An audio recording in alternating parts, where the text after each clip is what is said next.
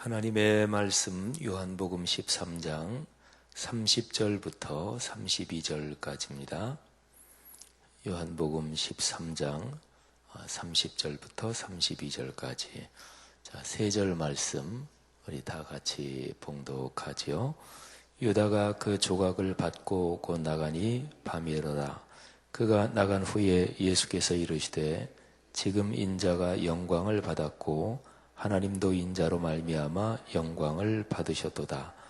만일 하나님이 그로 말미암아 영광을 받으셨으면 하나님도 자기로 말미암아 그에게 영광을 주시리니 곧 주시리라. 아멘. 유다가 스승이신 예수님을 이제 팔아 넘기는 그 일을 실행하는 장면이 여기에 기록이 되어 있습니다. 유다는 결심하고 밖으로 나가지요. 유다가 가는 곳은 대제사장들이 있는 곳으로 유다는 가고 있습니다. 근데 유다가 나간 뒤에 예수님께서 하시는 말씀이 31절, 32절에 기록이 되어 있죠. 31절 앞에 그가 나간 후에, 그러니까 유다가 나간 후에, 그때 예수님이 무슨 말씀을 하실까요? 예수님은 영광에 대해서 말씀하십니다. 31절에 보면 인자가 영광을 받았다. 인자는 예수 그리스도, 당신을 뜻하는 표현이죠. 그리고 예수 그리스도만 영광을 받으신 것이 아니고 하나님도 예수님으로 말미암아 영광을 받으셨다. 그런 얘기를 하시고, 그 다음에 또 영광을 또 주실 것이다. 이런 얘기를 하십니다. 아무튼 31절 그리고 32절에 영광이란 단어가 4번이나 반복해 나옵니다. 유다가 나간 거하고 영광하고는 무슨 상관이 있을까요? 사실은 현실적으로 보면 유다가 나갔다. 그러면 그 다음에 이어지는 그 스토리, 그 사건은 어떻게 되나요? 유다는 가서 대제사장에게 밀고를 하지요. 그리고 이제 곧 예수 그리스도께서 제자들과 같이 기도하러 가실 그 감람산의 겟세마네 동산, 이제 그 장소를 정확하게 안내하지요. 예수님은 체포되시고 또 신문을 당하시고 그리고 십자가에 못 박히시고 이어지는 사건이 그렇잖아요. 그런데 그 사건하고 영광하고는 어울리지 않죠. 그 사건은 체포요, 또 고난과 모욕을 당하고 신문을 당하고, 또 그 당시에 사람을 처형하는 사형 방법 중에서는 가장 무섭고 또 가장 처절하게 고통을 안겨주는 십자가의 처형으로 이어집니다. 영광이 아니고 영광하고 반대말이잖아요. 특별히 십자가라는 것이 그 당시 문화권에서 어떤 의미를 가지고 있는지 생각하면 예수님은 지금 거꾸로 말씀하고 계시는 것입니다. 십자가는 어떤 경우에도 명예스럽거나 또는 긍정적으로 생각될 수 있는 것이 절대로 아니었습니다. 십자가는 모욕과 멸시와 천대의 상징입니다. 우리 예수 믿는 사람이 십자가에 관련된 그런 찬송을 부를 때 그 찬송가의 가사에서 우리에게 익숙한 거죠. 멸시 천대 십자가, 제가 지고 가오리다, 이런 거 있잖아요. 존귀 영광 모든 권세 주님 홀로 받으소서, 멸시 천대 십자가는 제가 지고 가오리다. 그 찬송가 가사에서 아주 정확하게 사실 그대로를 이야기하고 있는 거예요. 그러니까 존귀, 영광, 권세. 이거 사람이 살면서 누구나가 다 원하고 간절히 바라는 거잖아요. 존귀, 영광, 권세, 명예, 성공, 이런 거죠. 근데 반대편에 멸시, 천대, 그리고 모욕, 실패, 패배, 좌절, 이런 것들이죠. 근데 실제로 현실적으로 예수님 당시의 십자가는 그런 거를 뜻하는 것이었습니다. 그래서 유명한 정치가이기도 하고 또 문필가이기도 했던 로마의 키케로라고 하는 사람이 쓴 글에 보면 십자가가 그 정도로 부정적인 것을 뜻했기 때문에 로마 시민권을 가진 사람들의 머리, 생각 속에서조차 십자가는 기억되면 안 된다. 이 정도로 얘기를 했을 정도였습니다. 그러니까 영광 이 단어하고 십자가 이거는 완전히 그야말로 정반대인 거죠. 예수님께서 왜 실제로 일어나는 사건하고는 엉뚱하게 거꾸로 말씀을 하셨을까요? 그런데 예수님께서는 틀리게 말씀하시는 것이 아니죠. 예수님은 십자가를 지나서 그리고 부활, 승천, 그리고 계속 이어질 하나님의 역사를 내다보고 계신 거죠. 그러니까 편하게 쉽게 얘기하면 예수님은 길게 보고 계신 것입니다. 길게 보고 계신 것이죠. 살면서 어떤 일이든지 간에 짧게 단견을 가지고 보는 사람은 장기적으로는 성공하지 못합니다. 길게 장기적인 안목, 먼 시선을 가지고 보는 사람이 결국에는 성공하는 거죠. 그런 간단한 삶의 경험, 상식을 적용해도 이 말씀은 사실은 충분히 이해될 수 있습니다. 예수님은 당신이 팔리고 고난당하고 십자가에 달려 돌아가시고 하는 이 일련의 사건, 그리고 그 뒤에는 부활이 있습니다만, 근데 부활 이전까지만 보면 다 부정적인 거죠. 사람들 생각에 다 힘들고 고통스러운 거죠. 근데 예수님은 그것 자체를 영광으로 보시는 것입니다. 이유는 하나입니다. 하나님의 뜻이 이루어지는 것이니까 그렇습니다. 그래서 여기서 예수님은 내가 영광을 받았다. 그리고 하나님도 나를 통해서 영광을 받으셨다. 이렇게 말씀하는 거지요. 이 세상의 사람의 삶에서도 보통 사람이 생각할 때 보면 야, 저건 고생이다. 아유, 어쩌면 저렇게 상황이 안 됐을까. 참 딱하다. 다른 사람은 그렇게 보는데 정작 그 상황에 있는 사람은, 그 상황에 빠진 사람이 자기는 굉장히 기뻐하고 행복해 할 수도 있습니다. 굉장히 고생하는 사람. 근데 그 사람은 그 고생이 너무너무 행복할 수도 있어요. 누구를 위한 고생이냐, 또는 무엇을 위한 고생이냐, 이 의미에 따라서 그것은 얼마든지 달라질 수 있습니다. 예수 그리스도께서는 말하자면 이제 유다가 나간 뒤에 곧 진행될 눈에 보이는 현상, 그것만 생각하신 게 아니고요. 그 일련으로 진행될 사건들에 담긴 어떤 뜻, 의미, 이런 거를 주님께서는 명확하게 바라보고 계신 거죠. 사람이 보통 현실 이런 얘기를 하잖아요. 근데 보통 현실 이 얘기를 할 때는 내 눈에 보이고 또 당장 피부에 느껴지고 체감되고 이런 거를 보통 현실이다 이렇게 표현을 합니다. 그런데 현실은 이렇게 눈에 보이는 가시적인 이런 현실만 있는 것이 아닙니다. 우리의 정신의 상태, 우리의 정신의 상황, 그것도 현실입니다. 정신의 상황은 눈에 안 보여요. 그죠? 마음이 지금 어떻다, 이건 눈에 안 보이잖아요. 근데 그것도 현실이고요. 또 영적인 상황, 그것도 역시 현실입니다. 사람에 따라서 자기의 눈에 보이는 거, 이게 언제나 삶의 기준인 사람들이 많아요. 그죠? 많습니다. 근데 다 그런 것만은 아닙니다. 눈에는 안 보이지만 그 일이 어떤 의미가 있지, 어떤 가치가 있지, 이런 거를 더 중요하게 생각하며 사는 사람들이 세상에는 또 많이 있습니다.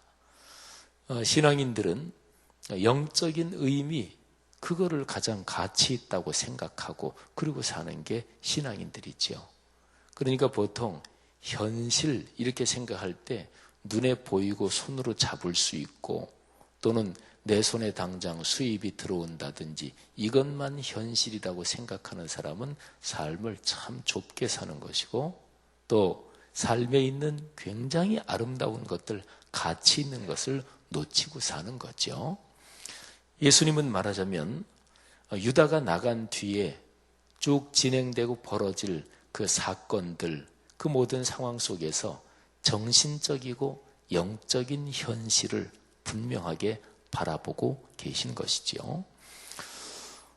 여기 이 31절하고 32절은 시제에서 서로가 딱 차이가 납니다. 31절은 이미 이루어진 것으로 영광과 연관해서요. 내가 영광을 받았다. 또 하나님도 나를 통해서 영광을 받으셨다. 그러니까 영광을 받은 게 끝난 거죠. 그죠? 근데 32절 말씀은 미래 시제로 되어 있습니다. 하나님도 자기로 말미암아 그에게 영광을 주실 것이다. 이제 앞으로 주실 것이다 그런 거죠. 32절은 하나님께서 예수 그리스도에게 영광을 주실 것이다 이런 것입니다. 근데 현상적으로 아까 제가 말씀드린 것처럼 보통 사람들이 살아가면서 눈에 당장 보이고 손에 당장 잡히고 이런 걸로 말하면 영광은 받은 게 아닙니다. 지금 예수님이 다락방에 제자들하고 만찬 아직 식사 중이잖아요. 조금 있다가 일어날 사건들은 뭐 체포되고 신문당하고 죽임을 당하고 그런 거잖아요. 그런 건 영광하고는 사실은 거리가 멀잖아요. 그런데 영광을 지금 받았다. 이것은 무슨 뜻일까요? 우리의 생활 가운데 일어나는 사건 이런 것들하고 한번 생각해 보면 요거는 쉽게 이해가 될 수 있습니다. 어린아이는 예를 들어서 엄마 아빠하고 방학이 됐다. 그래서 워터파크 물놀이장에 간다. 그러면 물놀이장에 내일 간다. 그러면 오늘 저녁 잘 때부터 마음이 막 들뜨고 너무너무 행복합니다. 그래서 잠도 잘 안 와요. 분명히 그 아이는 다음 날 일찍 일어날 겁니다. 보통 날 한 7시에 일어난다 그러면 그 아이는 다음 날 한 5시에는 눈이 떠질 것입니다. 왜냐하면 그 아이의 지금 정신 속에 그 아이의 생각 속에 내일 엄마랑 아빠랑 물놀이장에 간다. 그게 너무나 행복한 거지요. 그러면 의미상으로 보면 물놀이장은 내일 가요. 그런데 그 아이를 행복하게 만드는 거는 오늘 저녁부터 너무너무 행복해서 어쩔 줄 모르는 거예요. 그래서 그 아이가 보통 잠자는 리듬으로 본다면 그 아이는 5시에 엄마가 깨워도 안 일어나요. 한 7시나 돼야 일어나요. 사람이 자기 몸의 생체 리듬, 자기 몸의 신체 리듬, 이건 얼마나 현실적인 거예요. 근데 그 아이의 생각 속에, 정신 속에 있는 그것이 말 기쁨, 이게 자기의 구체적인 신체적인 리듬도 바꿔버리는 거예요. 그래서 5시면 막 눈이 떠지게 만드는 거예요. 여러분 어떤 게 더 현실적입니까? 우리가 신체적으로 눈에 보이는 거, 손에 들어오는 거 이것만 현실적인가요? 그렇지 않습니다. 내 주머니에서 돈이 나가는 거, 내 지갑에서 10,000원짜리 한 장, 또 50,000원짜리면 더 그렇고 내 주머니 지갑에서 돈이 나가는 거는 누구에게나 쉽지 않습니다. 그런데 어떨 때는 아주 행복한 마음으로 내 주머니에서 돈을 다른 데로 내줄 수도 있어요.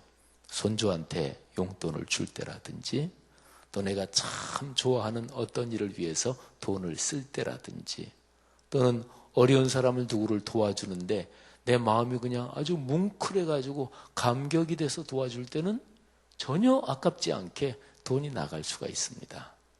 그것입니다. 사람은 눈에 보이는 것으로만 살지 않습니다. 사람은 정신의 가치 그리고 영적인 가르침에 따라 사람은 사는 것이지요. 오늘 이 말씀을 통해서 하나님께서 우리에게 주신 거룩한 말씀 또 그 가르침을 다시 한번 생각합시다. 하나님의 가르침을 마음을 열고 받고 또 그 가르침이 나에게 복이지 그 가르침에 상급이 담겨 있지, 행복이 담겨 있지. 이거를 마음의 믿음으로 가지고 있는 사람은 그 가르침대로 살 때 행복해지고, 그리고 마음이 긍정적으로 되고 기분이 좋아집니다. 기쁨이 이게 넘치는 거죠. 그러니까 그 가르침이 삶의 중심이 되는 거예요. 그 가르침하고는 엉뚱하게 다른 방향으로 간다. 그러면 마음이 불편해지죠. 그걸 가리켜서 신앙 양심의 가책을 받는다고 말해요. 그런데 어떤 그리스도인이, 교회 다니는 사람이 성경 말씀의 가르침하고는 엉뚱하게 행동하고 말하면서도 양심의 가책을 안 받는다. 그러면 그 사람 신앙인으로서 이상한 사람이죠. 아니, 어떻게 신앙인이 성경 말씀의 가르침하고는 다른 방향으로 생각하고 그렇게 말하고 행동하면서 양심이 찔리지 않느냐 말이에요. 어떻게 양심이 안 찔리죠? 그러면 그 사람이 지금까지 신앙생활한 지 10년 됐다, 30년 됐다, 40년 됐다. 그러면 그동안 신앙생활 뭐 해온 거죠? 사람은 자기가 생각하기에 이게 주님의 뜻이야. 또 자기는 그렇게 생각하면서도 주님의 뜻이 아닌 엉뚱한 거를 말하고 행동할 수도 있어요. 근데 우리 신앙인들로서 내가 어떤 말을 하면서 어떤 행동을 하면서 자기 생각이 말이죠. 이거 내가 신앙인인데 이렇게 하면 안 되는데, 또는 내가 예수 믿는 사람인데 이거 하나님이 기뻐하시지 않는 일인데, 이런 생각이 들 때도 있잖아요. 그죠? 그런데 그런 생각이 드는 일을 하면서도 양심의 찔림을 받지 않는다. 그래서 전혀 제동이 걸리지 않는다. 브레이크가 걸리지 않는다. 그 사람은 심각합니다. 그 사람의 신앙 경력이 20년, 30년 오래됐다면 더 심각한 거예요. 그 사람이 예를 들어서 집사요, 권사요, 장로요, 또는 목회자다, 그러면 더 심각한 거예요. 그죠? 아니, 지금까지 신앙생활 뭐 해온 거죠? 말씀은 전혀 안 들은 거예요. 예배 참석했는데, 그러나 설교는 다 귀로 해서 마이동풍으로 다 지나간 거예요. 교회에서 봉사도 하고 그랬는데, 그는 자기 그냥 좋아서 한 거지 주님하고는 상관이 없는 거예요. 바로 그런 사람들에게 주님께서는 마태복음 7장 또는 마태복음 25장에서 그렇게 말씀하시는 거죠. 마지막 날 주님 앞에 섰을 때 그 사람들이 주님께 얘기합니다. 주님, 우리가 주님의 이름으로 선지자 역할도 했고 귀신도 내쫓았고 병도 고쳤고 그랬습니다. 근데 주님께서 말씀하시죠. 나는 너희를 전혀 알지 못한다. 그러면서 주님께서는 바깥 어두운 데로 내쫓으라. 이렇게 말씀하시는 거죠. 사랑하는 성도 여러분들이요. 우리의 삶에서 66권 진리의 말씀이 늘 중심이 되게 하십시다. 그리고 우리의 생각과 그리고 말과 행동, 전통적으로 많이 쓰는 표현으로 말하면 언행심사 이렇게 표현하잖아요. 언행, 말과 행동, 심사, 마음의 생각, 이런 거죠. 우리의 언행심사가 주님의 거룩한 말씀, 여기에 순종하도록 우리를 훈련시키십시다. 또 그렇게 살아갈 때 하나님께서 우리에게 진정한 기쁨을 주시는 거죠. 오늘 예수 그리스도께서 유다가 나간 후에 하신 이 말씀을 통해서 다시 한번 신앙인의 걸어갈 길, 또 신앙인의 근본 자세를 돌아보는 오늘 하루가 되시기를 축복합니다. 하나님 아버지 은혜 감사합니다. 오늘 요한복음 13장 31절 32절 말씀을 통해서 다시 한번 주께서 저희들에게 주시는 음성을 듣습니다. 하나님께서 하나님의 자녀로 삶의 길을 걸어가고 있는 우리를 축복하시는 것을 믿고 감사합니다. 주님의 거룩한 말씀이 우리의 삶의 중심이 되게 하시고, 그래서 눈에 보이는 것만 현실로 생각하지 않게 우리를 도와주십시오. 눈에는 보이지 않지만 정신적인 가치 또는 영적인 가치들을 꼭 붙잡고 정신과 영혼의 생각, 정신과 영혼의 그 고결함과 또 그 가치가 눈에 보이는 현실을 위에서 끌고 갈 수 있도록 하나님이 축복해 주옵소서. 감사합니다. 사랑하는 귀한 성도들을 축복하셔서 오늘 이 새벽 예배 나와서 기도하는 귀한 분들 한 분 한 분 주님께서 지금 안수해 주옵소서. 지금 손 붙잡아 주옵소서. 이 새벽에 특별히 고통과 어려움 중에 간절한 기도의 제목을 가지고 나온 성도님들 하나님께서 기도할 때 응답해 주시고 위로해 주시고 그 기도를 들어 주옵소서. 상황이 바뀌도록 역사하여 주옵소서. 이 더운 무더위에 하나님이 건강 붙들어 주시되 어린 아가들, 병약한 분들, 연세 드신 분들 각별히 주의 은총으로 함께해 주시옵소서. 예수 그리스도 이름으로 축복하며 기도 올립니다. 아멘. 귀한 말씀 감사드립니다. 오늘 공동기도문은 5번째 사역에 대한 기도입니다. 교독하며 기도하시겠습니다. 성경대로 우리 사역의 지평이 온 누리를 품게 하옵소서. 위원회 사역, 교구 사역, 말씀삼 성경대학 사역을 축복하셔서 말씀과 성령의 충만으로 인격과 일상이 거룩해지게 하소서.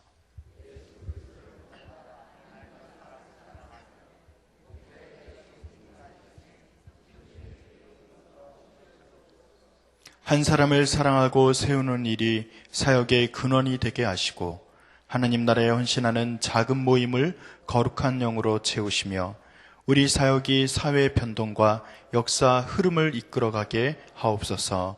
아멘. 함께 주기도문 하시겠습니다. 하늘에 계신 우리 아버지, 아버지의 이름을 거룩하게 하시며 아버지의 나라가 오게 하시며 아버지의 뜻이 하늘에서와 같이 땅에서도 이루어지게 하소서. 오늘 우리에게 일용할 양식을 주시고 우리가 우리에게 잘못한 사람을 용서하여 준 것 같이 우리 죄를 용서하여 주시고 우리를 시험에 빠지지 않게 하시고 악에서 구하소서.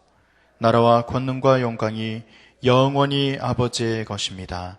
아멘. 이 시간 다음과 같은 기도 제목을 함께 기도합니다. 지금 들은 말씀이 내 삶으로 이어질 수 있도록 기도하시기 바랍니다. 성경 2000 통독을 통해 말씀의 복을 누릴 수 있도록 하시옵소서. 전도 특공대를 복되게 사용하시고 사역을 통해 전도의 열매가 넘칠 수 있도록 기도해 주시기 바랍니다. 오는 주일에 진행될 작년부 여름 성경 주일을 통해 말씀을 더 잘 알 수 있도록 인도하여 주시고 그리고 진행되고 있는 일본 단기 선교를 위해서 기도하실 때 오늘은 성경학교 이틀째 동경에서 가장 큰 수영장에서 물놀이를 하게 되는데 물놀이 가운데 아이들은 물론이고 선생님들 모두의 안전을 지켜줄 수 있도록 기도해 주시기 바랍니다. 그리고 교육부 여름 행사에 하나님의 복을 내려주시고 그리고 세상의 다양한 폭력 아래 고통받는 이들을 주여 지켜주시옵소서. 우리 기도의 제목과 각자의 기도 제목을 따라 기도하시다가 삶의 자리로 나아가시겠습니다. 아버지 하나님 감사합니다. 주님께서